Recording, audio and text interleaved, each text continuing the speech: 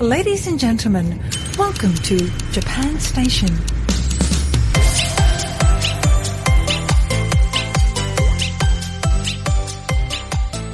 Welcome to Japan Station, a production of Japankia.com. This is the podcast where we teach you everything you should know about Japan, plus a few other things. I'm your host, content creator, founder of Japankia.com, and the anime linguist on YouTube, Tony R. Vega. If you consume Japanese media, if you watch Japanese news, you no doubt have come across a scandal or two, whether it's an entertainment scandal, a political scandal, or a corporate scandal. Every once in a while, Japanese media goes crazy covering one of these things. And once you've seen a few of them, you start to pick up on a few patterns. Well, my guest today is an expert in this very, very interesting subject. My guest today is Dr. Igor Prusa. So he is a Japanologist, media scholar, and a musician. And he recently wrote a book called Scandal in Japan. It's a deep dive into the world of scandals in Japanese media, in the entertainment industry, in politics, and on the corporate side of things. He breaks everything down. He basically tells us about the anatomy of a scandal, where it starts, how it kind of boils up to the surface, who are the people that push it to the surface, and then once it's at the surface, what happens? As you may know, there's a lot of press conferences after a scandal breaks. How do those play out? Well, that's exactly what we're talking about today. And by the way, the book is really, really interesting. Again, it's called Scandal in Japan. I read the whole thing. It was a pretty easy read. It wasn't like super, super dense. It is an academic book, so in case you're curious, but like I said, it was a really easy read. And if you're really into Japanese media, the entertainment industry, and just scandals in general, I think it might be an interesting read. So I will include a link down below for anybody that wants to go even further and actually check out the book. By the way, you may have noticed that I said that Igor is also a musician. He actually has a band called Nantoka Naru. And, well, he showed me one of his songs and I thought it was really, really good. It was like a melodic metal kind of song. So if you're into that kind of thing, I recommend checking that out. The song that I listened to that I quite liked is called Emotional Damage Wreckage. It's on YouTube, and I'll throw in the link for that down below as well. All right, so let's talk about some Japanese scandals. And by the way, we do talk about the massive, massive recent Fuji TV scandal. So if you've been kind of eager to know more about that, well, we do cover that as well. All right, so let's get into it. Here's my conversation with Dr. Igor Prusa. This is a topic that I've wanted to get into for quite a while. It's, I don't know, when you've watched enough Japanese news, you start to see the same things pop up again in these scandals, right? Yeah. In the press conference, the tears, the bow, the stop for pictures. Exactly. Next day, headlines, and then, cycle moves on. Exactly.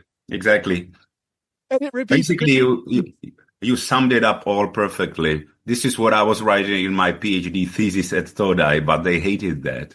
Oh, of course. Yeah. I thought it's interesting, but they hated me. Super interesting. I like when I started, watching the news and I went to study abroad and started paying more attention to like Japanese media in Japan, not just like anime and movies. Right. You start to see certain things are done a certain way. Or not just scandals, but also like the marriage thing, right? Like when a celebrity announces marriage, it used to be they send a fax. Exactly. The news reads it. We just got a fax that this famous person and this famous person just got married. and that's like the way you do things. And it's only more recent that like maybe it might be a tweet or something like that. But yes. Especially these days, it goes more online. So the tweets are quite important. Yes. But the scandal thing, is super interesting. And like, I don't know, it's something that I noticed, but the way you laid it out in the book, and there's so many different aspects that, Right. how can I put it? Well, like one of the aspects, and I do want to get into this, but like the kind of foreign pressure and the outside pressure that forces them to actually talk about this, but they don't really want to talk about it. But all this stuff. But like, how about Exactly. you? I'm the one talking here. I want to hear from you. Like, what made you pay attention to this whole scandal thing, and what did you notice that caught your attention? Well, I mentioned it in my book in the introduction, but it was the celebrity drug scandal of Sakai Noriko in 2009.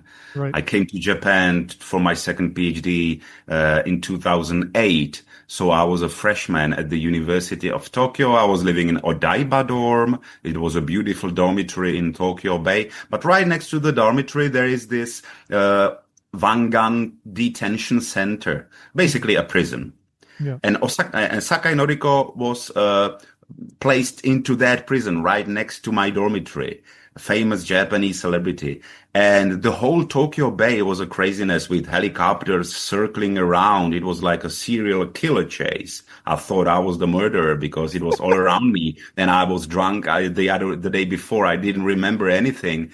I just woke up hangover one morning and there were helicopters around me, right? Uh-huh. But then I did a little study and found out that it's because of the Sakai Noriko drug scandal, and she's put into the detention cell right next to my dormitory. And back then I was like, okay, what the hell is this? She was caught with 0.008 grams of methamphetamine. Fine. But do we need these helicopters to circle around because of this, amount of drugs? And first of all, I found out that, it's important to say I come from the Czech Republic. So we are a post-communist country, and everything is rather shabby. And there is no helicopters when there is a scandal. First of all, there are not many scandals anymore because the Czech populist politicians got used to saying, so what? I don't care. And one third of the population is clapping hands. Wow, he's cool. So there are not so many scandals in Czech Republic. And if there are no helicopters. So I could perceive the first surface difference between my country and Japan. And I was wondering, why do the Japanese take such small scandals that seriously? Mm-hmm. Why is it such a spectacle, such a theater? One French author, Luc Boltanski, was talking about the so-called spectacle of suffering. It's a concept where people just cannot help but watch others suffering. Somehow it is pleasant for us to see that it's not us suffering, but it's others. So there are some psychological general issues, but I was more interested in the cultural issue, namely in this ritualization, which you perfectly described earlier. So there is a pattern, there is an operation, there is a script, and when a scandal emerges, people and the media follow certain script. And the celebrities and politicians have to apologize, of course, bows and tears, prescribed speeches, and that's part of the script. And this is repeating on a quite frequent basis. So I realized that these scandals became ritualized, and normalized, which is, by the way, as I argue in my book, this is why scandals have little effect in Japan, because they are not being taken seriously, precisely because of this ritualization of scandal and normalization of corruption. So I was quite surprised, and I decided to go deeper in my study and take a look at this scandal in general as a form of social ritual. It's a ritual that society does when things go wrong, when there is a conflict, when there is a transgression. And these rituals are manifesting the conflict. They are managing the conflict so that it doesn't boil us over. But they are also often masking the conflict. So they sort of mystify the original corruption and focus on the individual transgressors and their scapegoating. They are being sacrificed. Somebody needs to be sacrificed in a scandal. And that's called scapegoating in general literature, which is a phenomenon known in the West. as well as in Japan, scapegoating. You know, you pick a bad apple or you designate someone as a bad apple and you cut him or her off from the community so that the community stays intact, protected from the transgression, from the pollution. So I basically moved into this rather anthropological level of understanding what's going on during these media spectacles and media rituals. And the Sakai Noriko case study was just my first case study, and I was following the script, and I wrote 7 or 8 case studies on Japanese scandal, and 3 of them are published in my new book, which I shared with you yesterday or the day before yesterday. Yeah. Well, I think the first scandal that I really saw play out on TV was also the Sakai Noriko one. I think I was in Japan looking for a job, and so I would turn on the TV, and that was on like every day. It's like Saiba Noripi, I think was her nickname, right? And because she was like a DJ also, like she used to be an idol, and then she kind of turned into like a singer, kind of more mom kind of like celebrity, and then she was also like doing DJ and stuff, and then the kind of drug scandal with her husband. It's this whole thing, and it was on TV. And I remember telling my girlfriend at the time, I was like, "Who is this person? Like, what's up here?" I'm like, "What's every day?" I didn't understand. That's funny. Who she was yet. I can understand her though. The curiosity about what the hell is going on there with her. Yeah. Like, for example, like what the idol thing, right? Like that is something that comes up repeatedly, right? Like, because they're like idols are set up as like, in a way, not human, right? They don't date, they don't fart, they don't, Exactly. They're perfect. So exactly. And then all of a sudden, right? Like, and then all of a sudden you have a reporter in the prison cell of Sakai Noriko commenting on the toilet of Sakai Noriko. What kind of toilet is the celebrity using? How does the toilet look like, which the celebrity is using in the detention cell? So you see that this is basically the idol is becoming rendered as a false idol, as a false god. She's even pooing here. She's not really that pure. She's just a human being like us. And moreover, she's weak. She's taking drugs. And let's not forget, Japan is a drugophobic country, the so-called drugophobia, which is typical for Asia in general, but Japan in particular. And it means that no matter the amount of the drug, it could be 0.00 whatever, you are still busted. And moreover, there is no recognition between heavy and soft drugs, if I may call it this way. For example, ganja and heroin are the same thing on the same level. And this creates the spectacle of drugs being a danger for the pure Japan to be polluted by their own celebrities, idols, who are supposed to be the paragons of morality. They should be giving an example. So this was the huge contradiction between Sakai Noriko, Noripi, as a beautiful, pure mother idol. She started as a pure idol, then she was transformed into mother idol. And if a mother takes drugs in Japan, that's a no-no. That goes against all precepts of Japanese culture. The woman should be, docile, passive, obedient, taking care of the kids, doing cleaning. And all of a sudden, Sakai Noriko said that she was doing cleaning and she loved doing cleaning while being high. So it was not pure cleaning. She took drugs at home and she was cleaning soji suru. Soji tanoshiku narimashita. The soji, the cleaning became fun. So it's kind of funny because she wanted to do the proper mother role, but she was high. And this is a no-no in Japan as a drugophobic country. So you rightly correct. You said correctly that there is an idol, almost like a divine thing, untouchable, but if there is this kind of scandal, the idol is brought down, is designated as a false idol. So from an admired idol to a false idol, it's a fall down. And this is all being produced by the media as a ritual, as a spectacle of suffering, if I may say again. No, absolutely. And well, I do want to get more into that, but then the whole drug angle like also reminded me of something you pointed out in the book, that Japanese media tends to be very vague about what the drug Yes, in question is, right? They say like kakusei, stimulants, exactly. or like this term came into use like maybe 10 years ago, like kiken doragu, Chicken uh, doragu, yeah. which is this very catch-all term for anything that is not like, it's what is it, like artificial Yes, marijuana, stuff like that, like scientifically engineered, that's kind of this like gray zone area, but they decided to lump it all into this kiken doragu exactly. category, which literally means Exactly. dangerous drugs. Like it's the most like that term made me laugh so much when I heard it, because it sounds like such a meaningless term to me.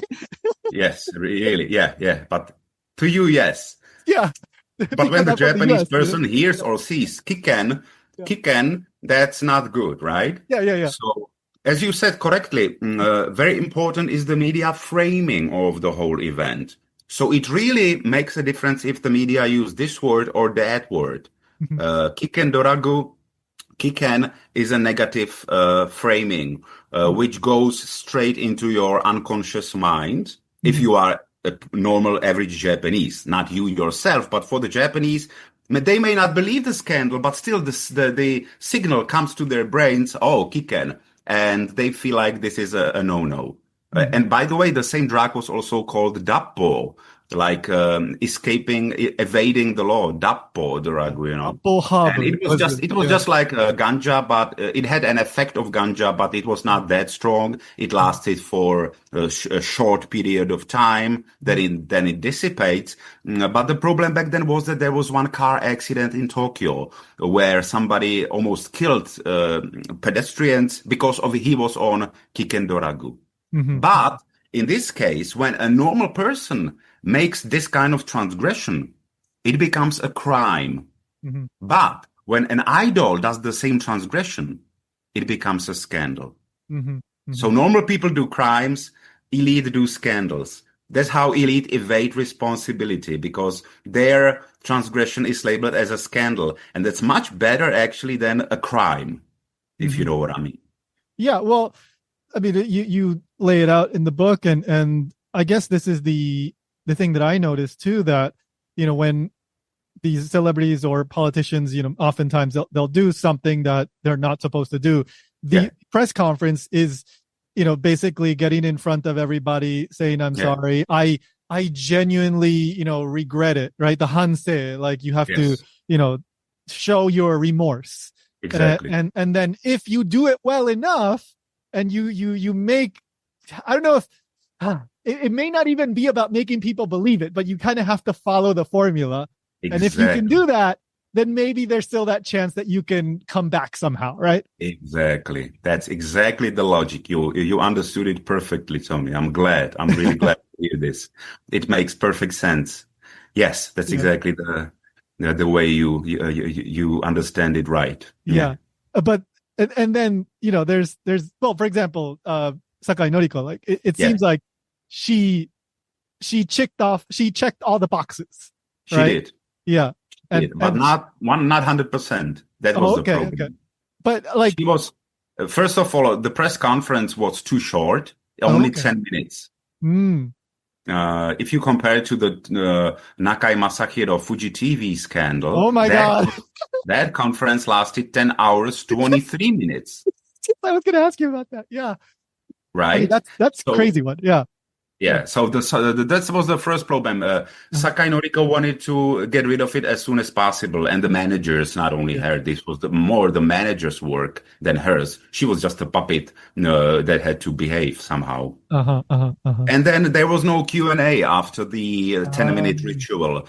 So she basically walked away while the reporters were screaming at her, "How dare you? How do you explain this to our kids?" And it was really like cruel.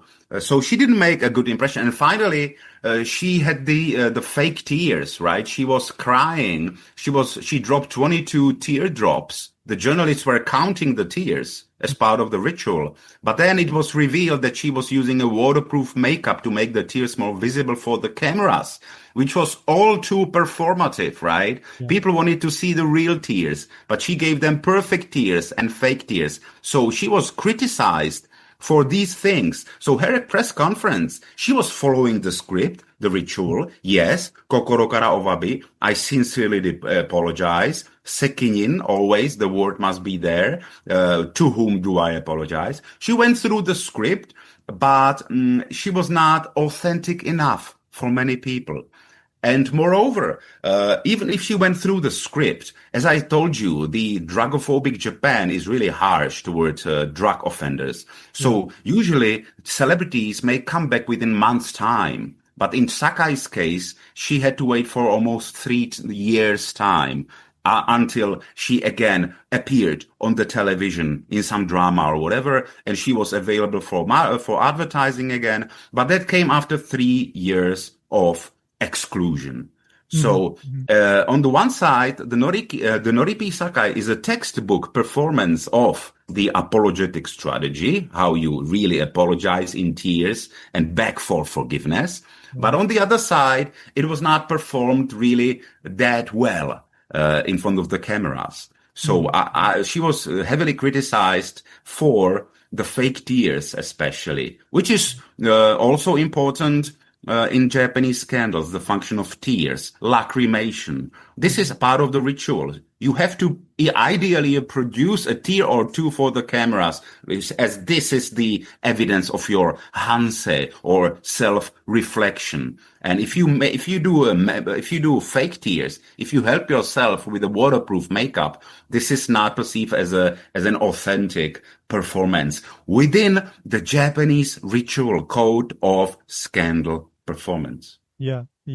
And ultimately, you point out in the book too, like the tabloids will assess the press conference and everything. Was it authentic? Was it not authentic? Exactly. And charts and stuff. And, you have to win over the media, and the media wins the public opinion. And exactly, because it's first the media who pick up a scandal. Only then does the public react. If there is no media coverage, there is no scandal. So the media are essential, in my understanding. Yeah. Many people study the reaction of the public and the moral indignation, but we must be sure that without the media, without the weeklies, without the circus, there would be no public reaction. There would be no public indignation, moral indignation. The public needs to be angry, which gets to express in the opinion polls and in the street interviews. So there must be an anger perceived, but there is no anger without the media. Let's be sure about this. Yeah. So like you cover like the kind of entertainment, the corporate, the political, like these three examples. And then, well, the most recent example that it's not in the book, but we just mentioned it, the Fuji TV scandal, kind of, it's the intersection between kind of like that celebrity with the corporate side of things. Yes. Kind of a corporate cover up, but with the core of it is the celebrity that was, doing things he wasn't supposed to be doing. Exactly. This, to me, like the way that I've seen, I'm not looking at things as closely as you are. And even the Fuji TV thing, like I would see the videos come up and I go, oh, okay, wow. Okay. This is a really big thing. And I'd kind of keep up with it, but I wasn't like super into it. I have other stuff to do, but like to me, I do want to, if you could give some like a background info for people that aren't aware of the Fuji TV scandal, but before we get to that, like I'm thinking like this seems to be kind of an example of the old media, that old guard. It's getting harder for them to kind of keep some of these things under wraps. Yes. Like the internet and modern media is making it more difficult for like the old way of doing things to continue. And I think the Johnny's scandal was like the first big eye opener where, like this happened, like 2 years ago or something. Yes. And these talent agencies, they had complete control over everything. Like, you can't use a photo of my celebrity unless you have our permission. And if you do, then we'll pull all the advertising, we'll pull everything. You won't be able to have this person on the TV. And everybody was like, we all knew that this was going on, but everyone's quiet, right? Yes. And now these things aren't so quiet anymore. And the Fuji TV thing is kind of one of the, maybe the biggest explosion that has shown what was going on, right? Yeah, you can say it. Yeah. Well, first of all, as for the online, the social media, you are saying something which is super important. And the Japanese scholars these days, when they focus on Japanese media, they do not talk anymore about the traditional media system. These days, we study the hybrid media system. So Japanese media system is becoming increasingly hybrid, which means that the offline media are slowly but surely retreating. The newspaper sales are the highest in the world, but they are slowly going down in Japan. While it is the online media and the social media that are becoming the main platform for either triggering scandals or amplifying scandals. And you are totally right. It appears to be the case that the traditional media are losing its grip, losing its power over the discourse. They were always controlling the discourse. But now you have these YouTubers and Twitter people and netizens and crazy guys and nerds and online flaming, and this all complicates the scandal process. But we have to be sure to say that still the traditional media are the decisive factor. These guys have to set the agenda in the end. The online media can give you an idea, but the big media, the legacy media, are those who set the agenda. So if there is a scandal online or in the weeklies, that is simply on the level of tabloid gossip. It becomes a proper scandal if and only if the big media pick that scandal. So the power of the big media may be decreasing a bit, but still they are the most important players. Definitely. Maybe after 50 years time, it will be totally different. But now the inside media, as I call them, the power media, are still working. This being said, many scandals, including the Johnny scandal, were amplified online.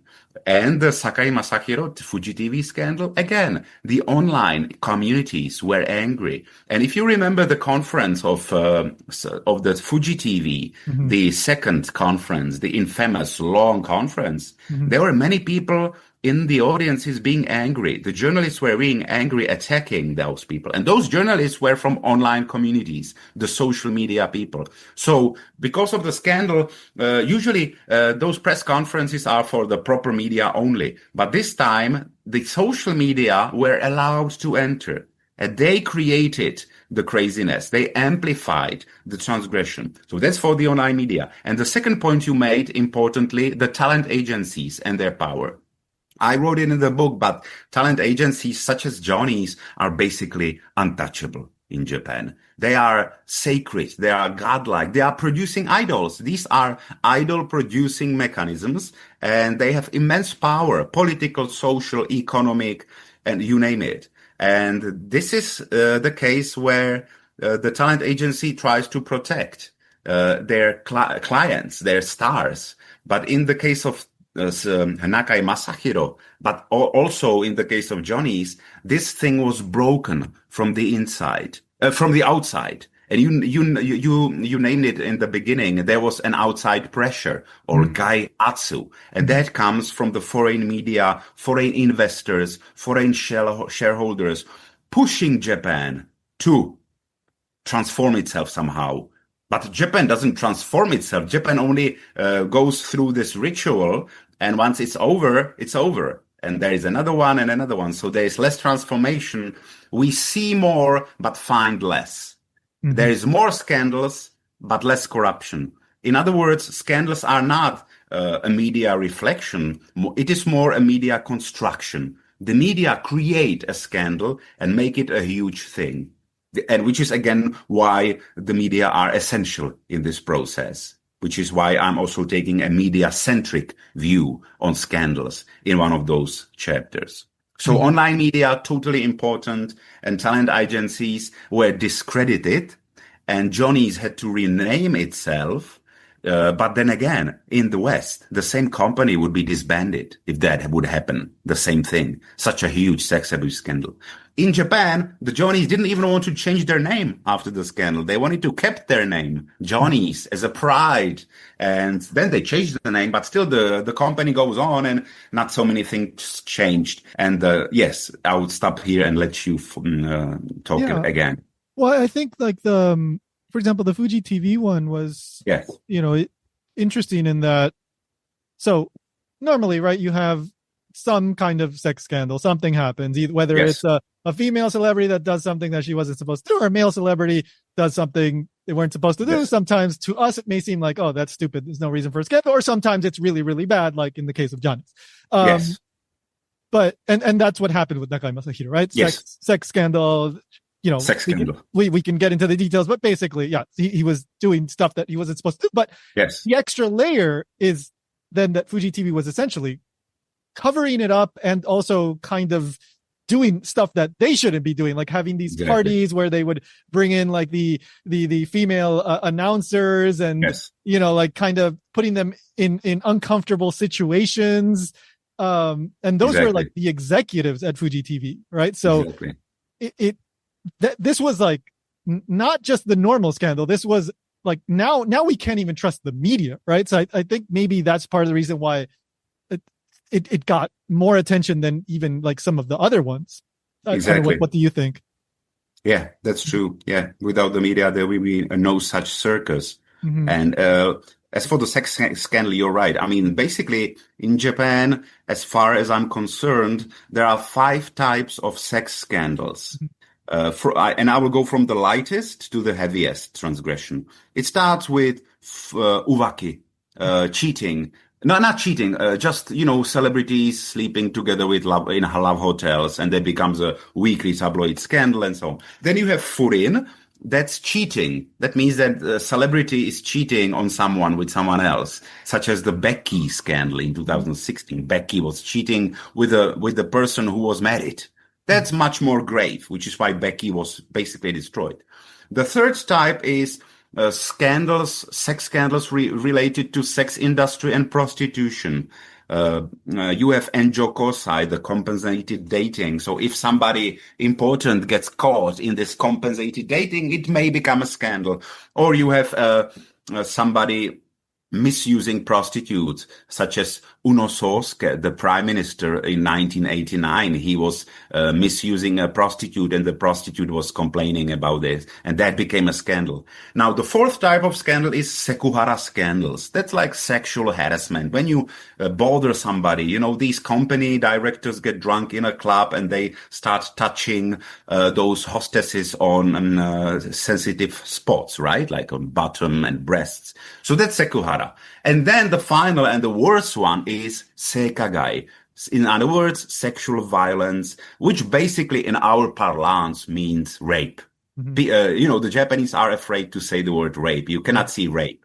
The Nakai Masahiro problem was a woman problem, josei mondai. It was not a rape. A woman caused the problem. Yeah. That's the initial framing. And again, you can see the media power in framing. They frame it as a woman problem, indicating that the problem was rather with the woman and there was a misunderstanding, Mm-hmm. Mm-hmm. So this is something really important. Yeah. And unfortunately for Nakai Masahiro, he belonged to the worst category of sex scandals, the seikagai scandals, which is why it created such an enormous pressure on the mainstream media to finally start covering the scandal as well, because as you know, these scandals are revealed from the outside, either from the outside of Japan or from the outside of Japanese establishment media. That's the weeklies, monthlies, photo tabloids, online media, foreign media, investigative journalists, you name it, civil papers. And these guys triggered the scandal. In Nakai Masahiro Fuji TV, it was Josei 7, just an innocent female magazine, Josei 7, that mentioned some problems. And this was picked by Shukan Bunshun, the main tabloid in Japan, and Sponichi Annex, which is basically a sports paper. And these days, the sports papers contribute to the scandalization process. And only after these three outside media touched upon the issue, only then did the international media catch up, and the international shareholders, the shareholders in the Fuji TV company, attacked Fuji TV from the outside. They sent a furious letter saying we are outraged, Fuji TV must change, and so on. So it was following a typical scandal process where the outside media release a scoop, and that creates pressure on the big media, on the inside media. And only if the pressure is hard enough, then the inside media, the establishment media, they create a proper media scandal. And that's what you can see on the television during those press conferences. And those press conferences, the press conference was supposed to be the closure of the scandal. The Fuji TV tried to close it by apologizing, scapegoating the chairman and the president, and saying we are sorry, it will never happen again. But partly because of the social media journalists at the venue, it became a huge criticism, and there were people shouting at the Fuji TV executives, "How dare you?" and "Cut the crap," and it was incredible. So this was something, that conference, 10 hours long, was something unheard of. Yeah. And it was partly the case of the online media reporters participating in that event. Yeah. No, the first, so they did two press conferences, right? The first one was considered like just a failure, right? It was too short and they didn't really answer anything, right? Like if I remember correctly. Yes. And then the second one was just absurdly long, to the point where me, as you know, I'm very familiar with Japan. I've lived in Japan. I see Japanese media, but me, even, you know, I consume Western media too as well. And I see how things play out in the Western media, and I go like, what's even the point of doing a more than 10-hour press conference? Like what could he say? What could they say that in this 10 hours? Like what was the point of all this? There were more points. I mean, first of all, they didn't explain what happened. Up until now, nobody knows what happens. Right. They haven't really. Yeah, that's my. And the journalists were curious. The journalists were curious.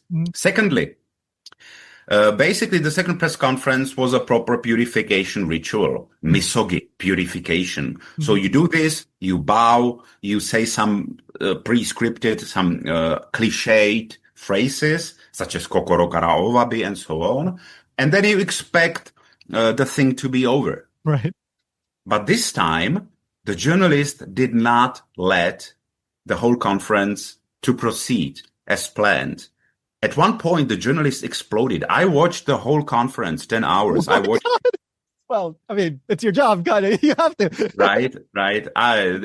Don't do it. Don't follow me. But I needed to be sure I knew everything. Of course. And the only important, I would, if you want to look at it, the real fun starts at around 5 hours time after the start. So between 5 hours and 5:30, the majority of the journalists started shouting, screaming at the Fuji TV executives in a very angry, nasty way. It was like, what the hell do you think you're doing? You are a piece of crap, and you are trying to apologize with "kokoro kara owabi," you assholes. And there were people who were really angry, like really. I've never seen this kind of anger during a press conference. And precisely this anger, as it was protracted, the journalists didn't let the executives leave it right there and conclude the ritual. So in other words, the journalists were angry that the executives were again simply performing the purification ritual, misogi. So the journalists wanted the executives to be more normal, humane, explain it, just say, okay, we messed up, we are sorry, and I am the one who's responsible. And it was a failure of the management of the press conference. If you compare, in the same year, Akio Toyoda, which is a CEO of Toyota company, Toyoda Akio, he had a scandal related to Daihatsu, whatever, and Akio Toyoda apologized in a great, perfect manner. He actually said, "Yachakoto ikenayo yatta." He said during the press conference, And this is the sincereness. This is the real, he was not performing or faking. He just said, oh, we messed up. Yacha koto wa ikenai o yatta. And then Toyota said, sekinsha wa watashi desu. I only am the responsible person. So this was a great example. And the conference of Toyota was perfect. And Toyota was stayed as a chairman. So he was safe. Right. But the TV, the Fuji TV conference, followed this old traditional boring script of media rituals. They did not say yacha koto ikenai wa yatta. They said makoto ni moshiwake gozaimasen. And moshiwake gozaimasen basically means I have no excuse. Mm-hmm. But the journalists wanted to hear the excuses. They wanted to hear why, what happened, and excuse yourself. Mm-hmm. And that never happened. That's why it took more than 10 hours. Yeah.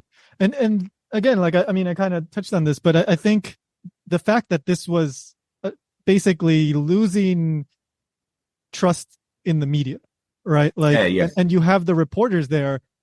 And, you know, of course, there are some people that are genuinely concerned about like everything that happened, the actual sex scandal and everything, you know, of course, but there's probably, and I'm just kind of, you know, thinking here, some layer of like, look, you know, we're the reporters here. We're the people that, you know, we're telling people to believe us. And you guys are doing all this that is making people lose trust in everything that we're doing. So maybe there was some frustration on that part as well. Exactly, that too. The media wanted to save the face of the media. Mm-hmm. The media wanted to show that they don't want to participate in the ritual, that they saw through the ritual, and it's too old, it's too outdated. We should be more flexible and more real when we apologize. Just like Akio Toyoda with his "we messed up." But nobody at if the Fuji TV guys would say, "Oh yes, we did mess up. We did cover up everything, and we did something unheard of, and we will." And there is no way how to apologize, so we only start transforming the Fuji TV management from scratch, so that we can prove to you that we are a proper TV company. Because many journalists wanted to take away the license from the Fuji TV. Right. So, because after such a huge scandal, the Fuji TV should not exist as a socially responsible TV broadcaster. So that's also one of the problems. But I agree with you. Those journalists there wanted to sort of shift the blame onto the executives and not onto the traditional media, who are usually complicit in this ritualization of scandal. So it was a little bit of a revolution in scandal, that long press conference, I would say. But still, I didn't see any huge sweeping changes yet, to be honest with you. Yeah, at this point, Nakai Masahiro's lawyers are actually attacking the third-party committee, and the lawyers are now protecting Nakai Masahiro's human rights. So he took away human rights of that victim, but now the lawyers are protecting Nakai Masahiro, while the majority of sponsors are slowly but surely returning to Fuji TV. Right. So basically the scandal is more or less concluded after 3 months, which is very often the case of big scandals, 3 months. Sakai Noriko also took 3 months. The Olympus corporate scandal also took 3 months. And after the 3 months, there is normalization, seijoka. Things become normal again, slowly but surely. And let's not forget, our brains are getting, tired of the same information. We become tired of the scandal. This is called scandal fatigue. So first there is a scandal fever, and then there is scandal fatigue. People stop caring. More importantly, there is yet another scandal which goes up, and Fuji TV scandal goes down. And in half-year time, we will not even remember properly the Fuji TV scandal, because, as you know, human forgetfulness kicks in after 6 months of time. Usually, the cognitive sciences would prove this. So people simply forget, and they refocus, reposition themselves, and there is not much sweeping change, which is my criticism of Japanese scandals, that they are not transformative much. But here we must be sure that if we compare to the outside world, Japan is still relatively pure country, clean country Japan is actually doing these rituals still. In my place, where there are many populists in Europe, there is no scandal. The politicians are arrogant and they say, so what? Look at the United States. Donald Trump basically killed scandal. There is no scandal anymore in the United States. I'm very sorry. I feel sorry for my scandalologist colleagues from the United States because they lost their job. Yeah. There's not just, because there is no corruption is cool. It becomes normalized and it makes me look smart and strong if I'm corrupted. And might is right. There is only might and power, and scandals are just a distraction which Donald Trump will not be bothered with. And many people perceive this as a strong point. Trump is strong. He doesn't get broken by the deep state and all those narratives, So if we compare to Japan, Japan is actually still this traditional country maintaining traditional rituals of scapegoating and apology and bows and tears. And it may look outdated, but at least the Japanese system establishment feels the responsibility to do something. But they do it only if they are pushed from the outside by the foreign press or from the inside by the tabloid weeklies that trigger scandals in Japan. Yeah, absolutely. And the political side of this, we didn't really touch on that, but that was very, very interesting. There's all kinds of stuff there that we didn't get into, but yeah, this is very, very interesting stuff. So if anybody wants to learn more, I highly recommend checking out the book.